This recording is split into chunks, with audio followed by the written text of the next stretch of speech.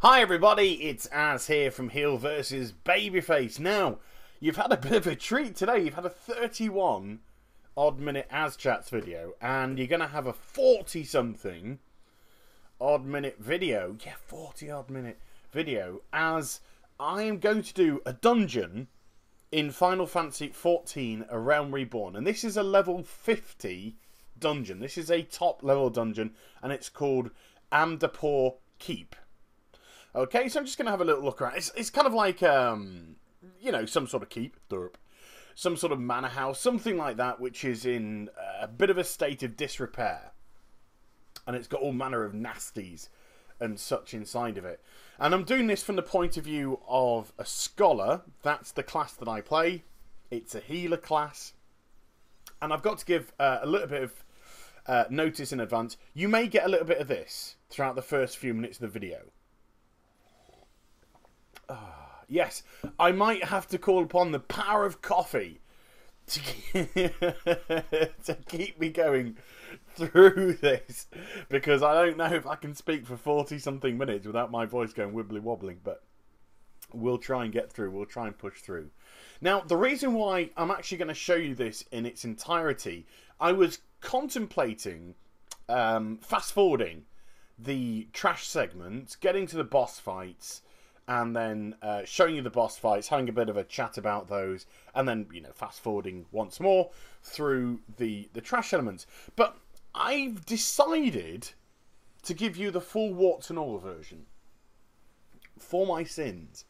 Maybe because it's Friday, maybe because I think that you deserve content, but I want you to experience a level 50 Final Fantasy XIV dungeon, and what I want you to experience on top of that is kind of what you get from a Final Fantasy XIV A Realm Reborn dungeon.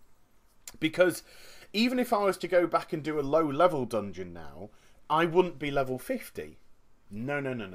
What the game does is it synchronizes your level to go to that of the dungeon, the top level of it. So let's, for argument's sake, say there's a dungeon that you can go to if you're between the levels of 15 and 18. And if I decided to go into that dungeon as like my random daily lower dungeon, because you get like a random daily to do, and you get very nice rewards even at top level for going back and helping people that are leveling up and stuff like that. It's really, really clever idea. If I was to do that, then it would actually pop me to level 18, the top end of that dungeon, and it would scale down all my gear and all my stats accordingly. So that's really clever. I think that's a really clever way of doing things. But this one, and the reason why I decided to bring Amdapor Keep, is this is specifically a level 50 dungeon. You can't unlock this dungeon unless you ding level 50. And what I said a couple of days ago on my channel was I was going to bring you some Final Fantasy XIV A Realm Reborn heroic dungeons as I take on board a little bit more coffee. So, another reason is I wanted to juxtapose. Oh, I really wanted to say juxtapose. I wanted to juxtapose two videos against each other. And I'm not trying to be cruel at all. I'm just going to... I'm doing it so you can see how one company does something versus another company.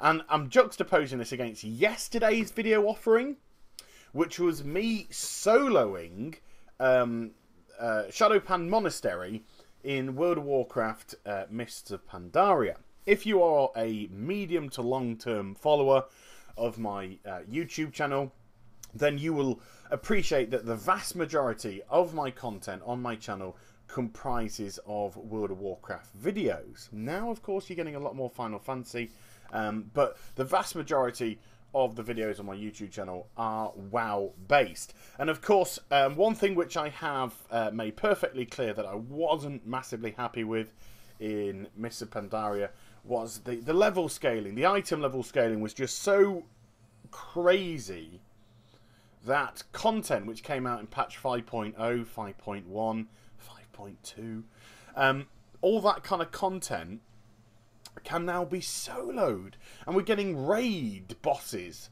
from existing content, which are being soloed by warlocks and death knights. Death knights are soloing everything under the sun. Rumour has it they're knocking on the doors of heaven because they want to see if they can solo Jesus. They say it's not that bad a thing. He'll just come back to life again after 3 days. Which is, you know, I don't know, just combat resin? Somebody combat. Okay, a little bit too controversial. Okay, moving on. Right, so I'm kind of like juxtaposing these things together because there is a much greater difficulty curve here with Square Enix's Final Fantasy, and purposely so. And when you watch the video and when you see how long it actually takes to kind of like get through the trash and things like that, it's going to be pretty evident of a couple of things. Number one, I don't think how powerful level 50 is going to get will allow them to solo any of this content. I think the bosses will just work out too hard, even if they manage to survive through the trash. But what you don't get with Final Fantasy characters is the obscene levels of self-healing and self-mitigation that you get through World of Warcraft. And again, this is not a hate video on WoW. And I wanted to make a dramatic pause there as I took another sip of coffee. This is not a hate video on WoW. This is just, like I said, showing off 2 forms of content. That's it. Just showing off 2 forms of content side by side. There may be a little twist in the tail at the end if you want to stick around for the main feature. So yeah, no matter how powerful, let's say, I get as a scholar at level 50, the likelihood of me coming in here and soloing it is little to none. I think pretty much the same with any class. Even if you've got a really big hitting melee class, armed to the teeth in plate and stuff like that that mitigates as much damage as possible, I don't think you're going to be able to progress through, because you won't have the mitigations, you won't have the healing aspects to pull you through. And I think that's how it should be, you know. If a dungeon is for multiple people, then that dungeon surely has to be done by multiple people, you know. It's all well and good and fun doing it later on in the life of the video game, let's say in another expansion, going back and soloing Cataclysm dungeons now is good fun because it's no longer the current content. But doing it on the current content, to me, just feels, I don't know why. I don't know why. Maybe I'm a purist. Maybe I'm a fool. Whatever the reason that I feel because of this.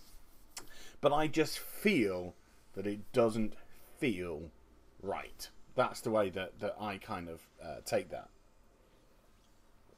More coffee on board. Done a lot of talking today. It's not getting to get any shorter. Now, on the right-hand side, you can see that the dungeon comprises, first of all, of different objectives, and also is against the clock. So you start off with a specific amount of time with which to complete the dungeon. I think it started at 90 minutes, so you've got an hour and a half to complete this dungeon. So that's, you know, so it's a generous amount of time to do it in. But as you can clearly see, this is not something which you're steamrollering through. The trash takes time to kill as we get to the first boss. You have to be mindful. If I wasn't healing properly, if I wasn't just healing full stop, then everybody would die. It's not one of those elements where the trash you can just group up. Yes, it might take a bit to kill, but they can't harm you. No, no, no, no, no. They can harm you to the ground. Now, I'm a healer, so I'm going to give you a little bit of an idea of how a scholar heals. Because the scholar works off 2 main things. A medium heal, which is a medium direct healing spell, which is called Psychic. And it also operates off some absorb, some shell-esque base mitigations, as well as physical mitigations with protect. So I have a spell called Adloquium, which is a single target absorb, which I can put on somebody. This is what I tend to cast a lot of the time as a tank. Or this one here that I'm doing now, which is Succor, which does everybody, which is the AoE version of it. And I don't try and use that one too often. You know, I use it a fair bit, don't get me wrong, but I'd like to try and use the single target one. Fingers crossed that shield, that absorb shield, protects the DPSs and the healer for a lot longer than it does the tank. The tank will probably blow through that absorb very quickly, but then I'll stick Adloquium, there we go, on it as it comes in, and it would refresh that. Now then, we're dragging the boss to line of sight. We want to get it out of that beam that it had. So we're now line of sighting it behind this tree. And I'm getting myself into a little bit of a difficult predicament. But once more, I'm dealing with protection elements and absorb elements. And I've just put this dome over the whole party. You've seen me do it so far throughout the course. And this dome, if you're inside of it, will reduce all the damage that you take by 10%. So if I whack it up, you know, if you're melee, then make sure that you are inside of it. Even range DPSs, you can just slide yourself onto the edges of it and take advantage of that protection. Bearing in mind that the boss may or may not do a big AoE. And if it does do a big AoE, then unfortunately you're going to have to suffer the repercussions of it. Now, as the boss is summoning in these golem-type creatures, you can see that the damage levels are high. I'm not managing to take too much of a breath here before deciding on what move to do next. Do I have to go into a single target heal? Do I have to whack open and absorb? He says he's actually taking a nice little breather. Or do I have to whack out some AoE like now? Let's get Succor on. Let's get the Absorber Shield on everyone that I possibly can, and mitigate as much damage as humanly possible. I've also got debuffs. You can see on the right-hand side against the names, you have various symbols. Now, at the top of these symbols, you can see there's like an arrow pointing upwards. That means it's a positive aspect on your character. That's a positive. The fairy one, you can see a little fairy figure. That's a regen. That's my pet, my little Ios, which however you want to pronounce it. That's Ios putting on a regen. So it puts on an AoE regen, and everyone ticks and gains health back. If the arrow is pointing downwards, and you can see that it has been pointing downwards throughout the course of the fight on some of the abilities, then that means it's a debuff. Derp, okay? And I have a spell called Leeches, which is my Dispel. This is, I will physically leech the debuff out of the target. And there we go, we can see that Punky has a debuff. I'm going to click onto them. Leeches comes in. There you go. I now relieve them of their debuff. The vast majority of debuffs can be dispelled this way.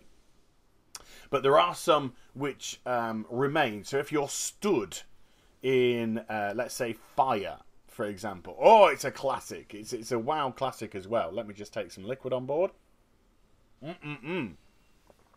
If you are stood in the fire, you will get a constant ticking flame debuff that will only be removed once you get yourself out of the offending flames, and things like that. No matter how much I may try and leech it from you, it will not go as long as you're stood in the fire, which is quite right and quite cool.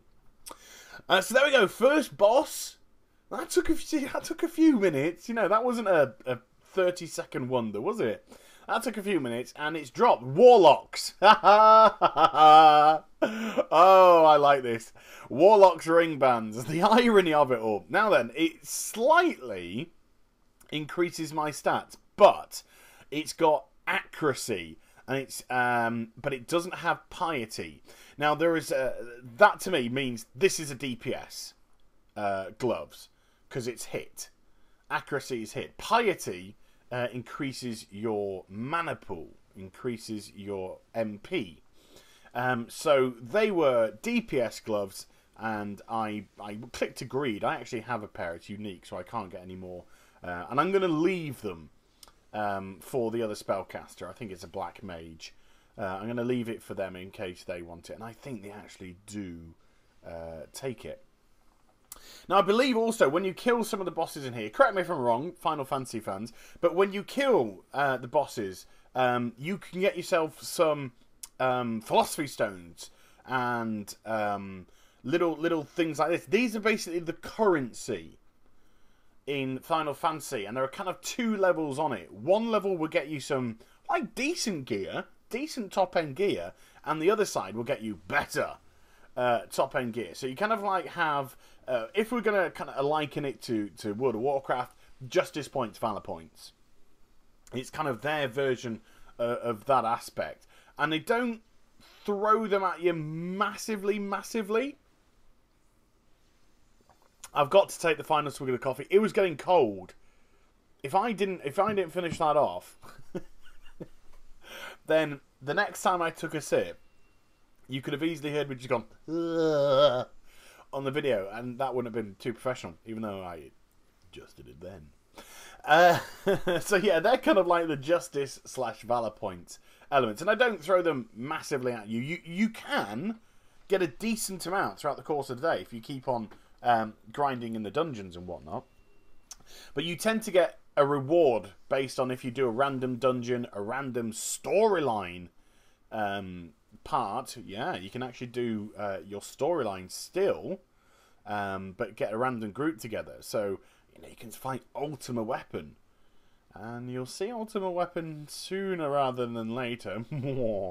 But you can find like Ultima Weapon as part of your leveling up storyline, and get rewarded for it. Get some decent amount of tombstones, whatever they want to call them, in this for doing so, which is pretty neat. So we've got one objective down, which is clear the Gaia Hall. Kind of sounds very German. Gaia Hall. And then our next part is to clear the bloody transept. Oof. My goodness, they do sound all kind of kinky. So how long have we been going? We've been going for approximately 17 minutes, I believe. Approximately 17 minutes. And we've got through the first boss and the first element. And I actually think we're going pretty quickly. We're going pretty smoothly. You want to chime in there? I mean, I'll give you an idea. My item level at the minute is 58. That's my item level right now. So it's not wonderful, to put it into context, but it's not garbage. It's not absolutely terrible. I think when I turned level 50, my item level was in the 40s. Okay, it was in the 40s. I think around about 48. 47, maybe 46, maybe 44, but it was definitely in the 40s. So I have done some significant improving of my gear, and one of the ways that you can do this is when you hit around level 45-ish, so around 5 levels to go before maximum level, you start to unlock a pretty swift bit of storyline, which gets you some rather funky class-based outfits. Like this outfit that I'm wearing right now, where you see I've got the mortarboard on, and I've got the little sexy schoolgirl skirt, miniskirt, and then I've got the pop socks, and yeah, it really kind of like panders to a sexual fantasy, doesn't it? Eek. Chihuahua. And then you've got this almost kind of like militant school outfit on. School top on, and I've got like a satchel attached to my back with the quill on it and the potion. It looks brilliant. I think it just looks an amazing outfit. And I've got the little sexy round glasses as well, just to give that, school teacher again, fantasy element to it. Whether or not it's sexual fantasy or not is another story for another time maybe. But I do think the characters in Final Fantasy XIV are very highly sexualized. If you saw a couple of videos ago, when I was doing something, I teleported, and you kind of like jump up into the air a little bit when you teleport, and he just saw straight up the skirt, panty shot, and I was a little bit, not a prude, I'm a guy, but I was sort of like, oof, that's a little bit, is that a little bit much? I don't know, maybe that's a video for another time and we can discuss it through that. But put it this way, this outfit that I'm wearing is actually only wearable by a scholar. And this is kind of like what you get given as a reward for completing like the last bout of your storyline quest from 45 up to 50. And not only that, but you gain yourself some extra abilities as well. Now, the abilities which I went into on my character are also bolstered by a very strong spell. Now, hello, Belle. You can't go outside, baby. It's all wet. Look at her. Interrupted by the cat. Unbelievable. Now then, I also can bolster my healing potential by using the ether flow. Now, the number 5 button is my ether flow, and if I press my number 5 button, then it will give me 3 charges of ether. And what those 3 charges will enable me to do is I can use one to put that big dome over all the characters. And that way, you know, they get the 10% damage reduction for standing inside of it. Or I could use it to do a direct healing spell that will heal the target instant as well. Hi, sweetie pie. She's jumped up on the table. That will heal the target for 25% of its health. 25% of its health. And it's immediate. And it just operates off however many charges you have left. So let's say the tank gets itself into a really difficult position. And later on in the video, you're going to see us get into some pretty tight spots. I could go bang, hit it, get it 25% of its health back. When it comes off the GCD, the global cooldown, I can then hit it again immediately, and it will batter out another 25%. I'm sure you can hear the cat purring. Another 25% healing straight away. She's such a manipulative little cat. She's just like, come on, I'm being cute. You can stroke me. Now please let me jump out the window and probably kill myself. Hello. There we go again. So that's what I can do there. Now then, the ether ability can only be used once every 60 seconds. So you can get 3 charges once every 60 seconds. So you have to be mindful, as we can see the boss in the next boss in the other room. You have to be mindful about how you use them, because if I were to use the ether flow and get the 3 charges and then bang out, you know, a couple of quick 25% heals to get people back up, and then chuck the dome over people as well to give them a little bit of protection, suddenly I have to go through a 60-second period or a 55-second period or whatever it will be to get them all out quickly. I would have to go through that period with only using my regular ability. So a medium heal, my Psychic direct heal, which you know only heals for like a moderate amount of damage, and then the absorb shields. I'll be just trying to operate with those abilities only. It's quite difficult, just like it's quite difficult to operate now when your cat's walking all over your keyboard. Like Belle's doing. Belle, this is a 45-minute video. I haven't got the time to keep editing it. So if you want to walk all over the keyboard and try and act all cute and gorgeous and whatnot, then you're just going to have to do it. Oh, look at you. Anyway, sorry, I digress. So we're now on to the second boss. Now you saw that I said to somebody, you got a macro for alerting people to the middle. Excuse me. Because the last time that I was here, the tank actually would fire off in the chat a little thing which gave out a sound effect. And that would alert us to move to the middle. And I'm going to show you why, because it's the ability of the boss here is really quite cool. And I think this is a kind of classic Final Fantasy villain, isn't it? The Demon Wall. I can't remember what Final Fantasy it first appeared on, but I'm sure it's a kind of classic villain from Final Fantasy, that you have some sort of weird evil demonic creature inside of a wall that you have to fight. They always look cool, and I'm really pleased that they managed to translate it into a boss in Final Fantasy XIV as well. So first things first, there comes its first ability. So you have to dodge to the left or the right for that, and then it puts them at either side, so you have to move back into the middle. So you have to make sure that you're doing that. It does that with regularity. There we go. Next one up. One again. Oh, look at that. Player got hit by it. I think it was actually my pet got struck by it. And there we go. Now, once it's done it twice, so when it's done that ability 2 times, it will do that. Boom. And there's the knockback. Now, the reason why I said alert people to the middle is you have to be in the middle of that pathway when it does it. If you're not, it will blast you off the edge of the bridge, and you'll fall to the floor, and you'll die.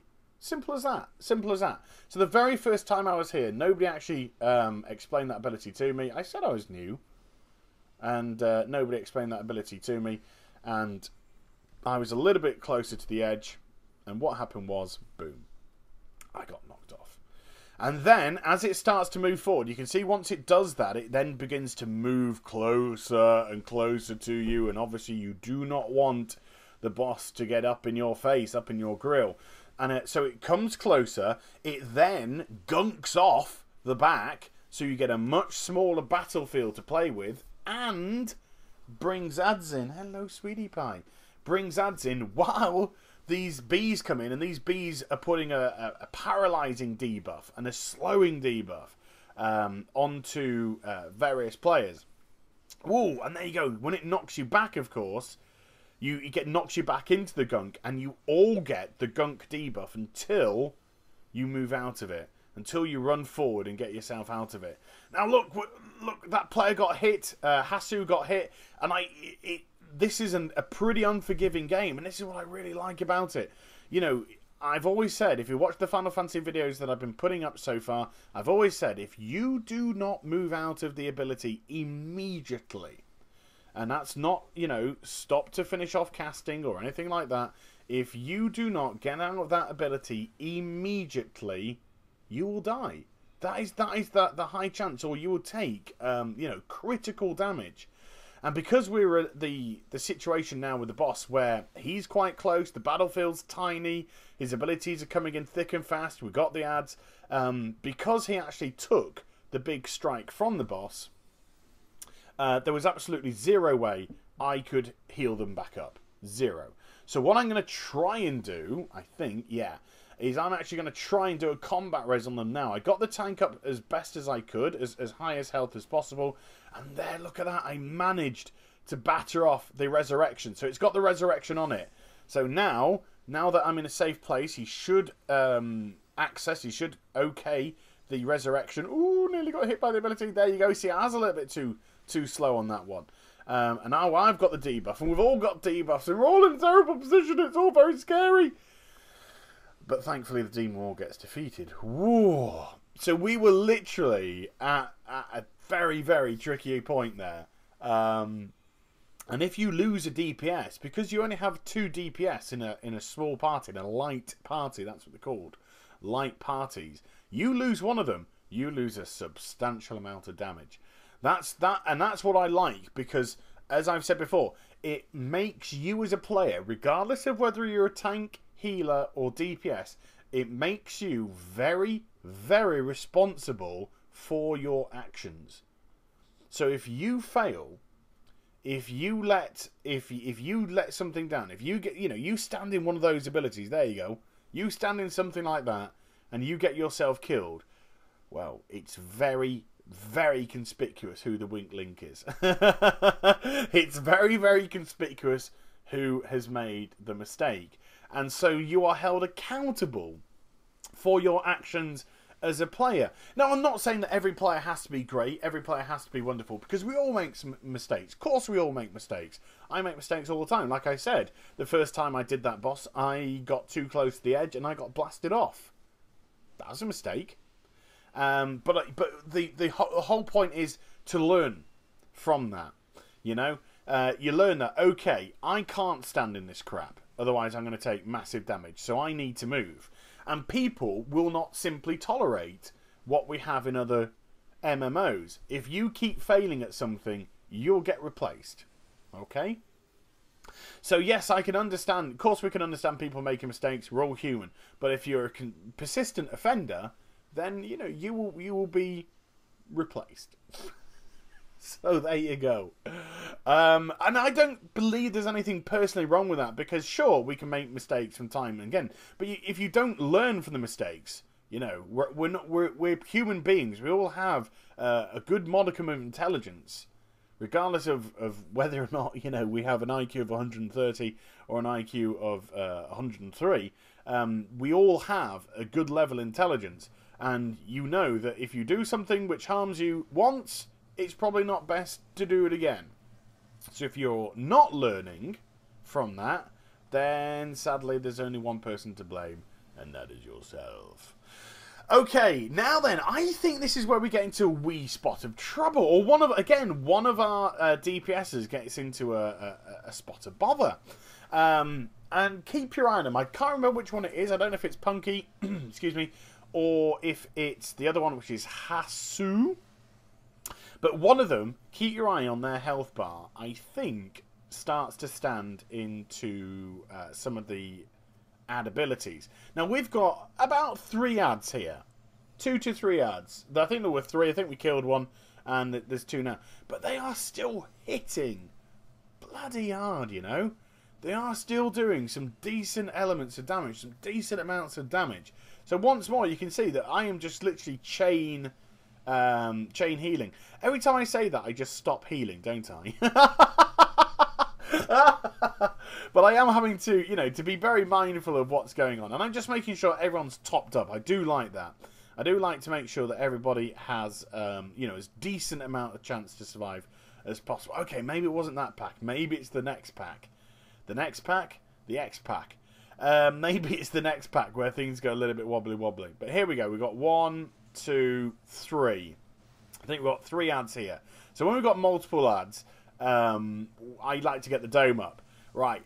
I'm going to instigate the error.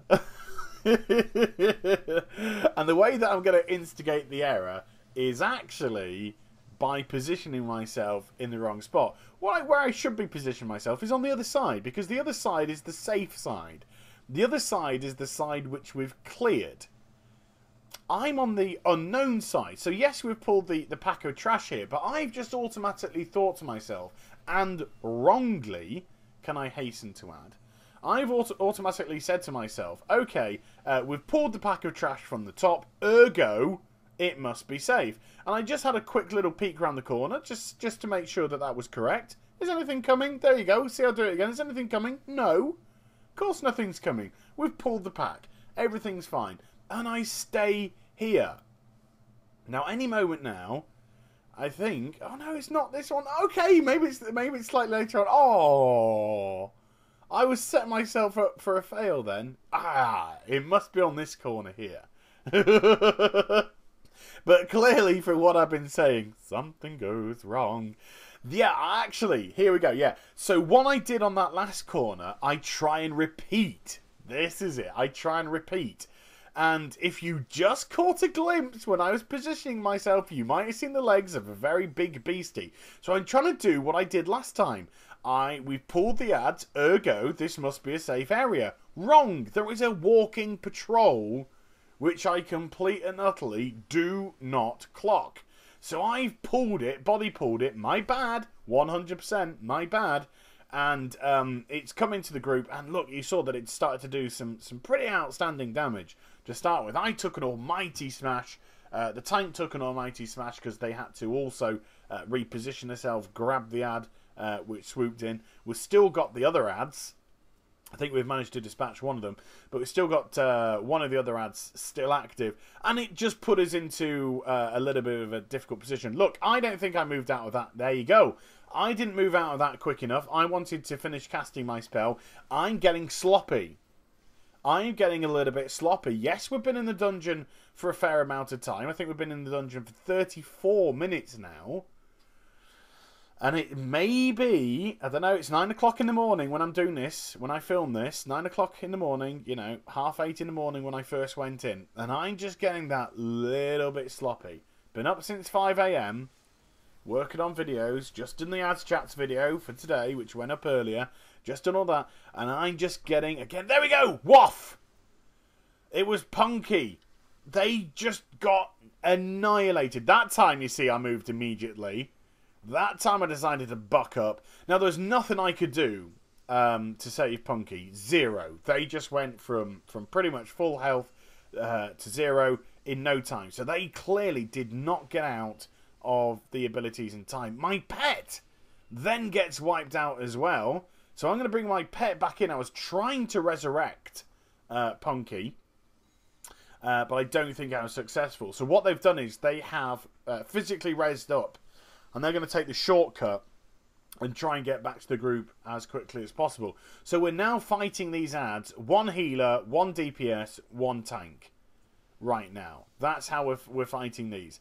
So it just makes everything a little bit tougher, because those adds are not taking the damage that they should be taking, because we are a full DPS down, and as mentioned, you lose 50% of your damage, because that's what they come, you know, pretty much 50% of their damage. It's highly noticeable. So the tank's doing the best they can just to keep them at bay. I'm doing the best that I can to make sure that the tank's topped off. I haven't got any problems with mana. One thing that the Scholar is very good at is the ability to regen mana quite well. If I have to go through phases where I'm literally spamming, then yes, I may get myself into a little bit of trouble. And if you saw the Ifrit fight, not so much, but if you didn't see me fight Gurada hard mode, which you will see soon, I was burning through mana like it was going out of fashion. But thankfully, in dungeons, I can keep a relatively good aspect on it. You know, if I get down to about 50% of my mana, then that's actually going through a relatively large amount. But this whole battle, of course, went on much longer than it would have done because of the DPS, because of Punky finding themselves in a tricky situation. You know, I'll have to slow down the video and just see exactly what happened, but it seemed to me as if they probably got caught by 2 of the Trash's abilities immediately. Now then, we've got these Dullahands still kind of skulking around corners. You know, the tank did a body pull then. That wasn't a controlled pull by the tank. They just walked and actually got a body pull on the Dullahan, which again is another classic Final Fantasy villain, isn't it? It's another classic Final Fantasy mob. The headless kind of armour.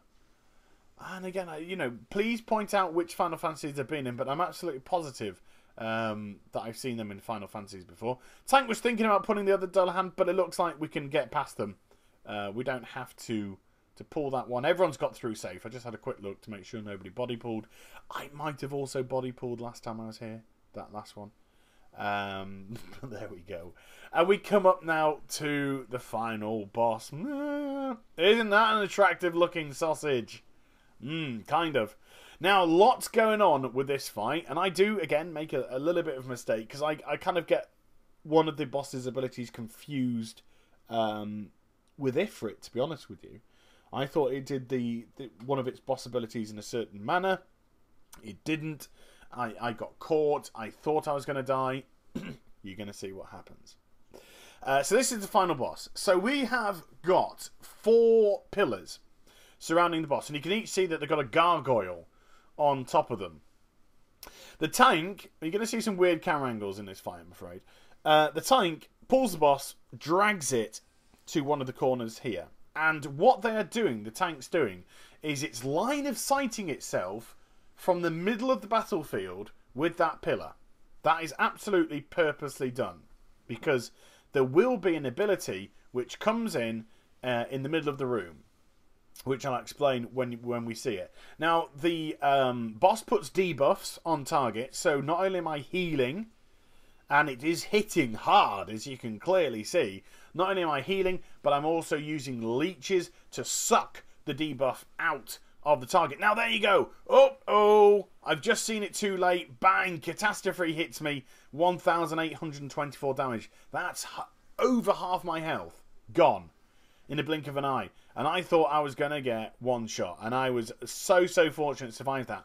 The reason why I slightly cocked that up is I thought, and incorrectly, I thought the boss teleported into the middle, and that was my cue to get behind the pillars. So now I'm very much more mindful. I'm kind of looking around the place.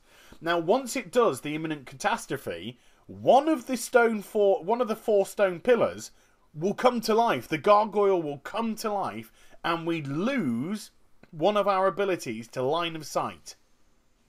Okay, so if we lose all 4 pillars and the boss still isn't dead, and then imminent catastrophe comes in, we've got nothing to line of sight it. We've got nothing to protect us from the blast, and if it comes through, we're all getting hit.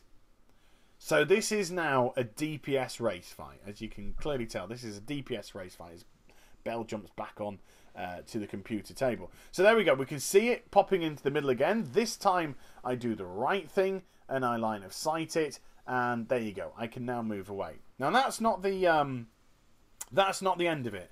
First of all, we also have those ones on the ground. So if they come on the ground, you just got to move out of them. Basic kind of stuff. But now you see I've got a tether on me. You get this tether, you run to the back of the room. If you get this tether, run to the back of the room. Once the tether link is broken, then you'll see that it puts an orb at the top where you were. The orb follows you and it goes to where you ended up. And then it starts pulsating. And of course, if you get too near to that, you'll probably tell you'll start getting damaged. So look, there you go. One of the DPSs as well has got the tether, and they're dragging it to the back of the room. Now I'm constantly flicking between the middle of the room and the boss, trying to get myself in a decent position to do some healing, and also to be mindful. Sorry, Belle's just being adorable. Trying to be mindful of when the imminent catastrophe comes into the middle. There we go. So we're now all hiding behind the pillar. We've had 2 pillars up. Oh, and the tank actually took a bit of damage then. I don't know if it just came through the boss or the imminent catastrophe striking it.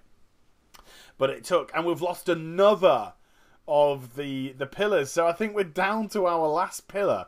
And it's not only that. It's when you lose a pillar, it turns into a gargoyle. But that ad becomes active and aggressive and must be killed. So the DPSs have got to get onto that as quickly as possible. And these DPSs have. Well done to Hasu and also to Punky. They grabbed onto it immediately. I get another tether on me, run it to the back of the room, right to the back of the room. There you go, and it peers. Da-da! Ouch! And I just get struck by it as I get away, but it did 550 odd damage, and I just pushed myself a wee bit further forward. So we've got 1 pillar left, and then we're exposed like a flasher in a park.